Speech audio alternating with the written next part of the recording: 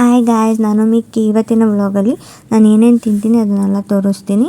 ಬೆಳಗ್ಗೆ ಎದ್ದೆ, ವೆದರ್ ನೋಡಿ ಹೇಗಿದೆ. ಪಡ್ಡು ತಿನ್ಬೇಕು ಅನ್ನಿಸ್ತು, ಪಡ್ಡು ತಿಂದೆ. ಸ್ವಲ್ಪ ಉಪ್ಪಿಟ್ಟೆಲ್ಲ ತಿಂದು ಸ್ವಲ್ಪ ಮೈಂಡ್ ರಿಫ್ರೆಶ್ಗೆ ಟೀ ಕುಡಿದೆ. ಮಧ್ಯದಲ್ಲಿ ಸ್ವಲ್ಪ ಚಾಕ್ಲೇಟ್ ಹಾಕ್ಕೊಂಡೆ. ಅದಾದಮೇಲೆ ಮಧ್ಯಾಹ್ನ ಊಟಕ್ಕೆ ಅನ್ನ ಸಾರು, ಚಪಾತಿ, ಪಲ್ಯ, ಸ್ವಲ್ಪ ಬಜ್ಜಿ ಬೋಂಡ ಎಲ್ಲ ತೊಗೊಂಡು ತಿಂದೆ. ಚೆನ್ನಾಗಿತ್ತು. ಅದಾದಮೇಲೆ ಸ್ವಲ್ಪ ಗ್ಯಾಪ್ ಕೊಟ್ಟು ಮೊಟ್ಟೆ ತಿನ್ಬೇಕು ಅನ್ನಿಸ್ತು, 2 ಮೊಟ್ಟೆ ತಿಂದೆ.